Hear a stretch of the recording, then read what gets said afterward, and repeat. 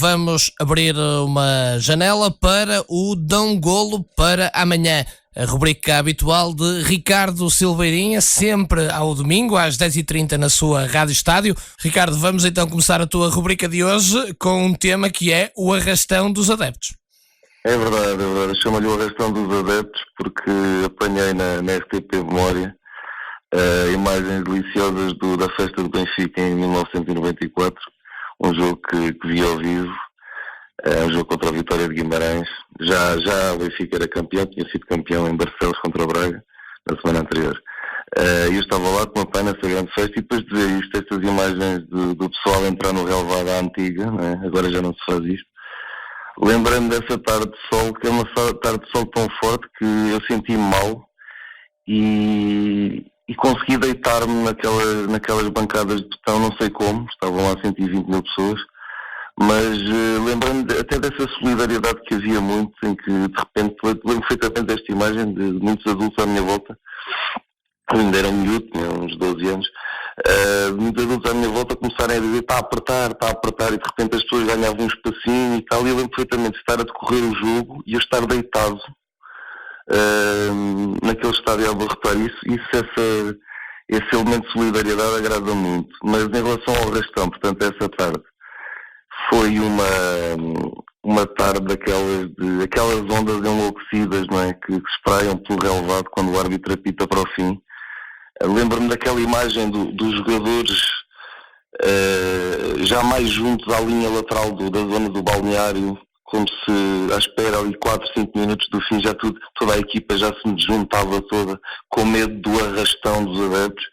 E a verdade é que, mesmo em termos de sistema tático, aquilo era giro, porque ficámos lá com 6 ou 7 jogadores a explorar a largura e a profundidade, mas só de um lado do campo.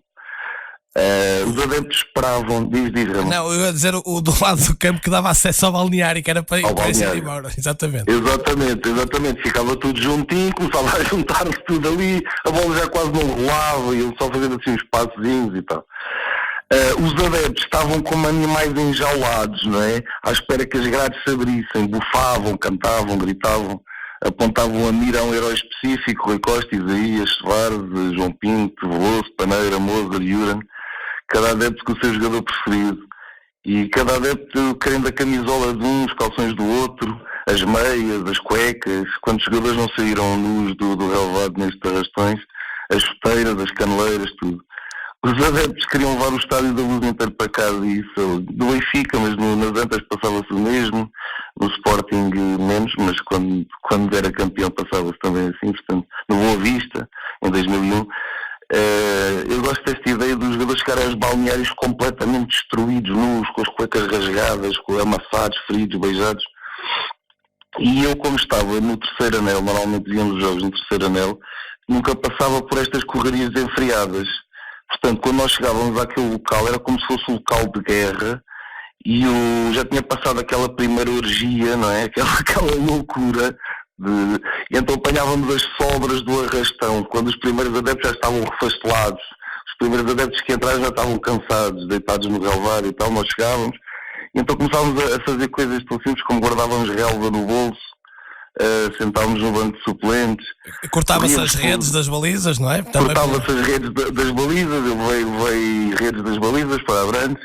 Corríamos pelo relvado, perfeitamente andar a correr nessa tarde 94 a fingir um golo, olhava para cima, para a imponência da catedral e pensava no que é que os jogadores sentiriam quando entravam ali com aquele estádio a abarrotar. Por um lado, um apoio magnífico, por outro, para os mais sensíveis, aquilo devia custar, não é? Temos uma história até engraçada, para ele não foi, do Tavares em Milão. As pessoas gozam muito, mas eu fico a pensar sobre a imponência de entrar num estádio imponente, como é que deve ser. Realmente não, mesmo um jogador de futebol habituado a muita coisa, deve ser sempre algo grandioso. Mas havia muito isso. Eu lembro-me de chegar à Abrantes, isso é que é engraçado, ao ciclo, não sei se foi no domingo, portanto eu no dia a seguir cheguei ao ciclo a ter com os meus colegas, e o maravilhamento deles olharem para a relva que eu tirei do bolso, para aqueles farrapinhos de relva, não é? Só o facto de irem do Estádio da Luz e o bocado de rede que eu levei, nessa ingenuidade, não é? Nesse amor genuíno, o futebol está, não é? É aí, é a grande parte do que o futebol está, acho eu. E perdeu-se muito disso, infelizmente, até por causa das regras que foram criadas. Hoje em dia, se invadir um campo mesmo em dia de festa, os clubes até se habilitam a ser multados. Que eu digo ao vilafranquense, não é? Que foi multado por ter excesso de gente no jogo da subida, não é? Portanto, a festa às vezes não é permitido aos adeptos terem esses momentos digamos, nos palcos onde os seus heróis costumam estar, não é? Sim, por questões de segurança, não é? Provavelmente deve ser, a ideia é sempre a questão de segurança. Exatamente. Mas acabamos por perder este lugar, não é? Este lugar que temos na memória, mas que nós já não vemos no presente, e que tinha uma certa loucura, eu acho, tinha uma certa loucura. Agora parece impossível, não é? Nós não vamos deixar entrar uma maralha de milhares e milhares de pessoas em cima de um jogador. Isto agora parece ridículo. Mas isto acontecia. Nós, se contarmos isto aos miúdos agora, eles dizem que nós somos mentirosos, que enlouquecemos. E até havia aqueles jogadores, Ricardo, que já sabiam o que aí vinha, não conseguiam estar na zona do balneário, já começavam eles a tirar tudo antes que lhes tirassem. Exatamente, tínhamos esquecido desse pormenor. Havia alguns que lançavam como isco para os adeptos para poderem fugir. Começavam a lançar a camisola para um lado e os calções para o outro para conseguirem correr noutra direção. Portanto, aquilo lembra-me bem disso. Ricardo, vamos agora aqui falar de algo também absolutamente delicioso, que são as expressões futebolísticas. Eu ainda esta semana me estava a rir com uma que era a versão do Carvalhal do ponha a carne toda no assador, mas em inglês, quando ele dizia aos jornalistas ingleses put all the meat on the fire, não é? Portanto, a tentar levar essa expressão para o inglês quando ele estava lá no Swansea. Portanto, há aqui expressões maravilhosas no futebolês, não é?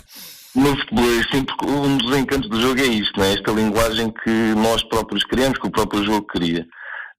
Metáforas, analogias, expressões do dia-a-dia que depois saltam do cotidiano para o relevado e tal, o chamado futebolês. E então eu juntei aqui algumas com a ajuda de uns amigos, também no blog fui pedindo para enviarem algumas expressões. As expressões psiquiátricas, o avançado vive de golos, prognósticos só no final do jogo, fomos uma equipa personalizada, não se pode condenar um jogador para rematar a baliza, podíamos ficar aqui uma semana que a bola não entrava. Esta equipa precisa de ir ao bruxo. As hidráulicas, há muitas relacionadas com água. Um futebol de primeira água, deu água pela barba ao adversário, fez a cabeça em água ao jogador, pôs o jogo no congelador, tentou. Um mar de oportunidades desperdiçadas, esta equipa está numa maré de azar, o clube vem numa onda de vitórias, este golo foi um balde de água fria.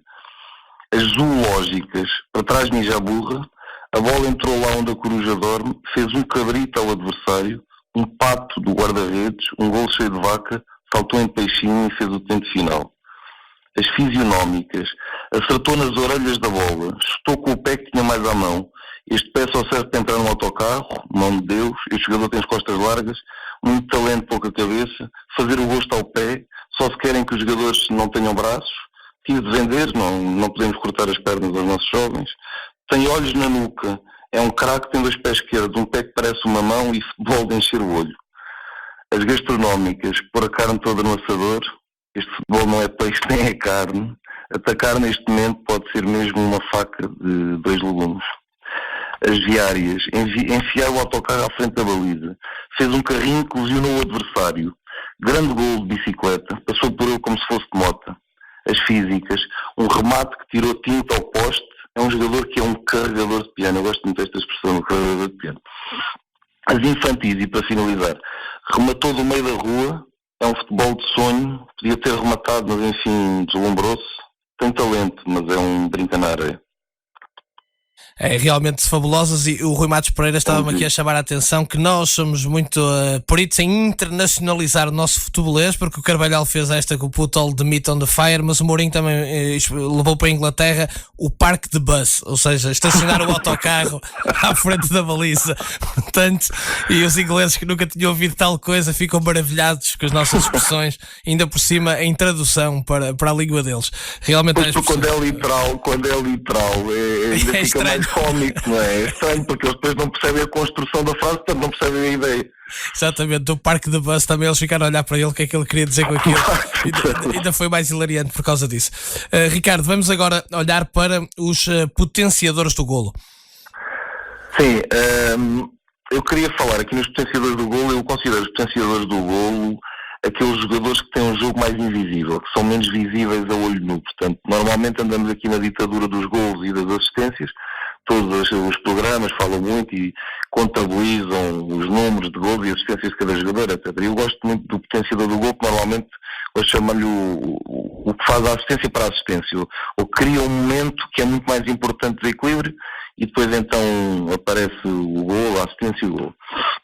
Eu na sexta-feira, a ver o Benfica, o Boa Vista Benfica, o primeiro gol do Benfica, ainda na primeira parte, o gol do Vinícius, é muito bom, porque o trabalho do Vinícius é muito bom, o passo do Pizzi é extraordinário, mas o elemento diferenciador para mim naquela jogada é o passo do Tarapte, e o Tarapte está junto à grande área do Benfica.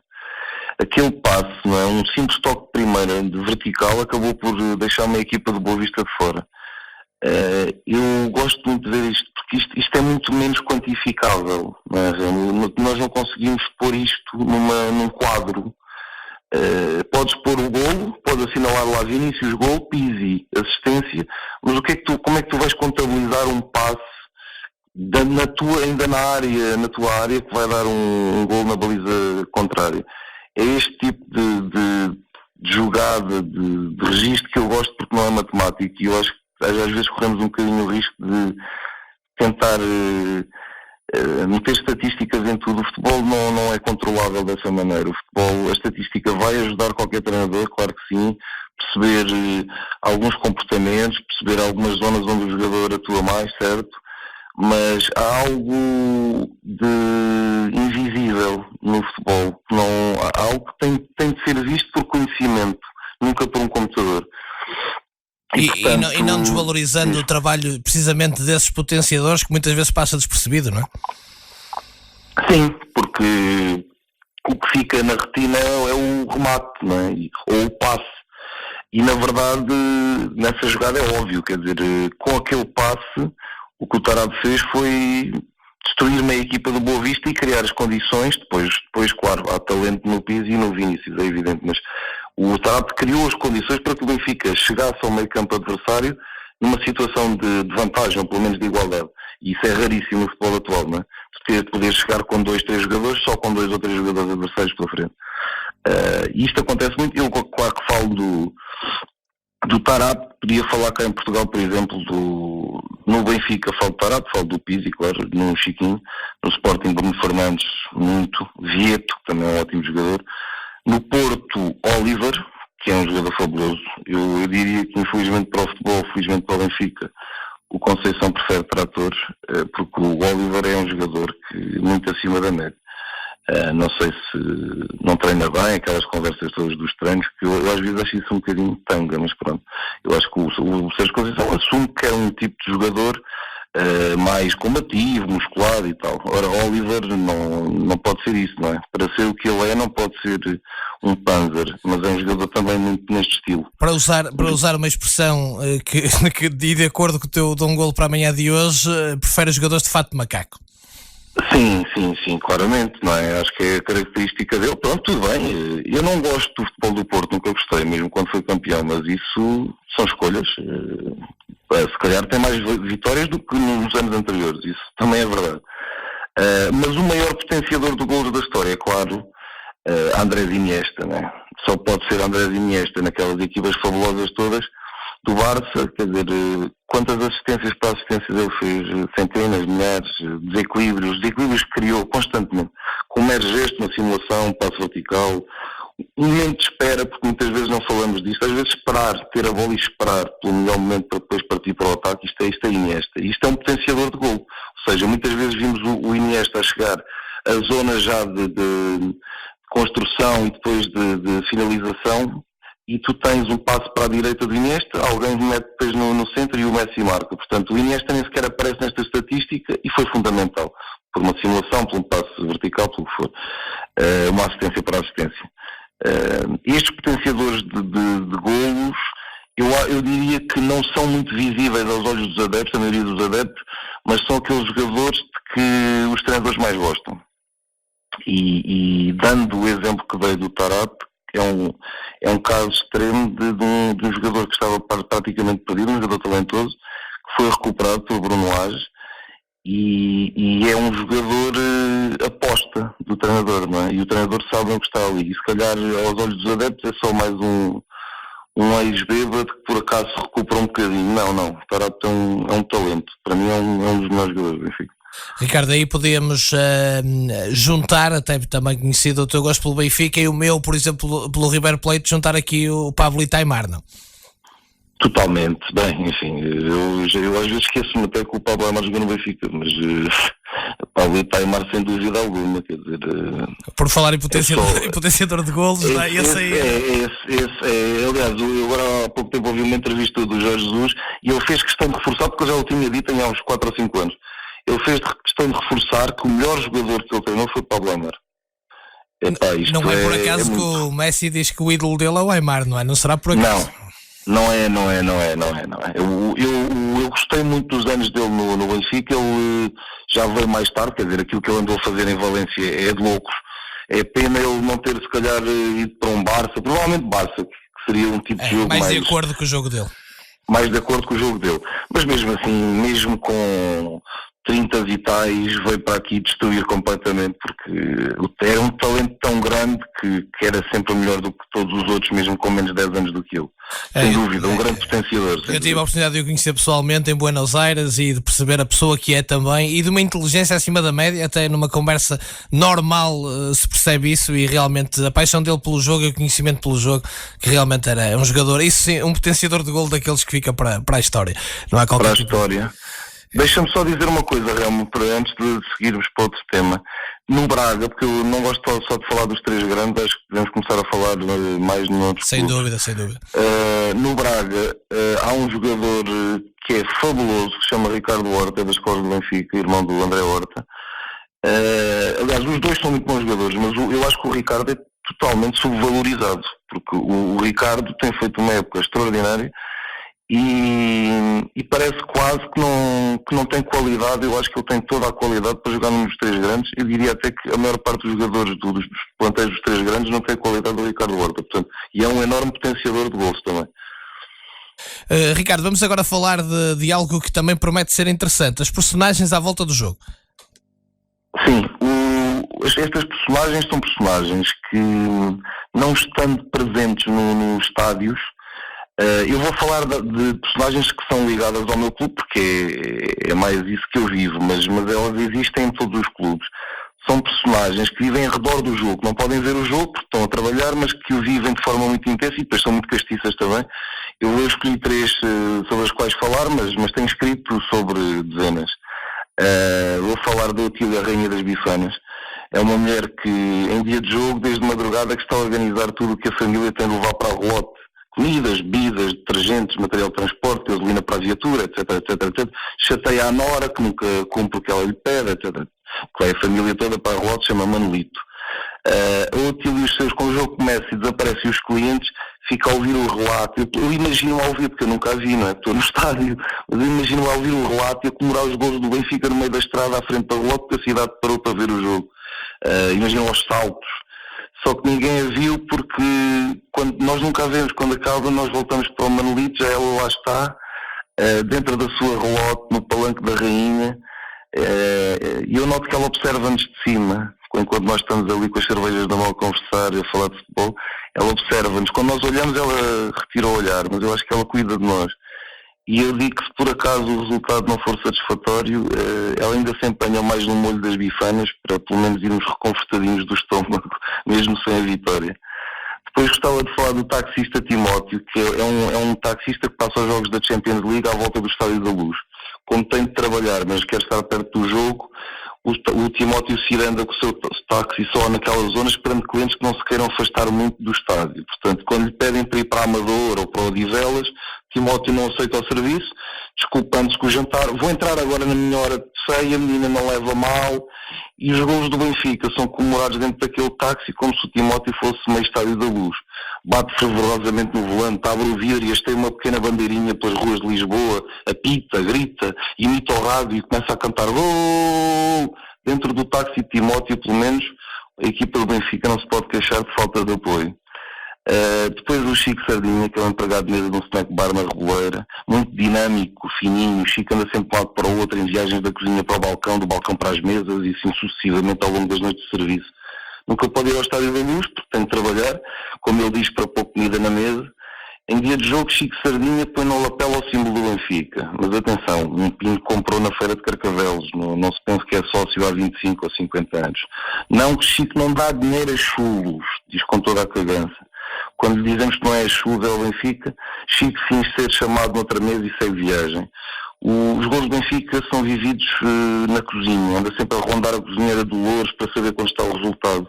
Mesmo com a casa cheia, o corpo de Chico Sardinha parece ter um ímã ligado à zona dos tachos, porque o patrão às vezes olha para ele e ele lá está a espreitar pela janelinha para dentro da cozinha, a perguntar nervosamente à Dolores: já marcámos? Quando a Dolores grita lá de dentro: 1-0, Pizzi. O Chico não se contém, corre para a casa de banho para festejar o gol com os gritinhos histéricos que tenta conter. Depois arranja a camisa branca, compõe as golas, sai da casa de banho e vai até uma mesa já mais feliz, de sorriso na cara, anunciar os melhores pratinhos da casa. 3 personagens do Benfica, pessoas que rodeiam o jogo. E realmente estavas a falar e eu estava-me a lembrar que um jogo, esta ida ao estádio envolve tanta gente, os vendedores de cascóis, as pessoas que vão vender as farturas, as bifanas, as relotes, há tanta coisa, os taxistas, toda a gente está a trabalhar à volta do jogo e pelo jogo, não é? É isso.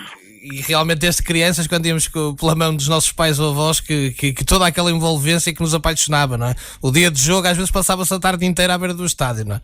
E todos são importantes para chegar ali, para depois aquele momento em que nós estamos sentados a ver o jogo, ou até diria mais, para quando vemos o golo, que é o momento que nós procuramos, vamos ali para ver o golo.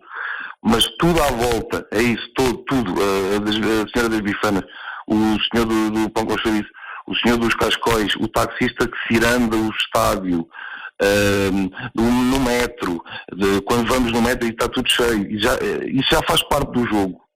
Todos os elementos fazem parte do jogo. Alguém que acorda, né?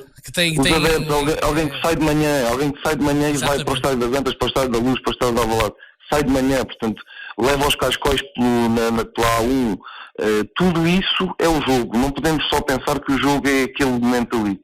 Ricardo, e leva-me a pensar naquelas tradições que depois que tu terás com os teus amigos, eu tenho com os meus, a seguir ao jogo, vamos comer ali ou beber aquela cerveja ali, que é a tradição de quem se junta nos jogos e faz parte do jogo também. O convívio com os amigos. Começas a ficar no mesmo sítio, nós somos rotinas, começamos a ir sempre para o mesmo sítio, para o mesmo relote, para o mesmo restaurante no final do jogo, etc. Para conversar sobre o jogo e sobre a vida, não é? Por isso é que o futebol tem esta envolvência que muitas vezes nos escapa. Sim. Tu há bocado deste o exemplo do Pablo Aimar. O que tu vês numa entrevista do Pablo Aimar é, além de ele ter sido um dos melhores da história, ponto, como futebolista, tu vês um homem inteligente, tu vês um homem que sabe pensar a vida. Eu acho que há essa relação. Os grandes jogadores normalmente são pessoas inteligentes, mesmo que não tenham tirado curso, isso não tem nada a ver. São pessoas inteligentes. Eu vi agora um documentário há pouco tempo isto está a sair aqui um bocadinho do tema, mas pronto. Sobre a passagem do Maradona por uma equipa do México. Eu fiquei deliciado com aquilo, eu não conhecia aquela vertente. O Maradona é muito mais do que o boneco que nos era apresentado. E isso fascinou-me também. Não sei se chegaste a ver. Cheguei a ver e sem dúvida concordo contigo. Realmente há ali uma visão de outro Maradona que passou à margem de muitos olhares, digo eu. Sim, sem dúvida, não é? Muito mais afetuoso até. Exatamente. Inteligente, emocionalmente inteligente. Não é o bronco que muita gente pensa, a verdade é essa. Não é. Não, porque, e é isso que eu digo, eu acho que um grande jogador de futebol, só o facto de ser um grande jogador de futebol já é dificílimo. Porquê? Porque é melhor do que os outros num jogo que é dificílimo.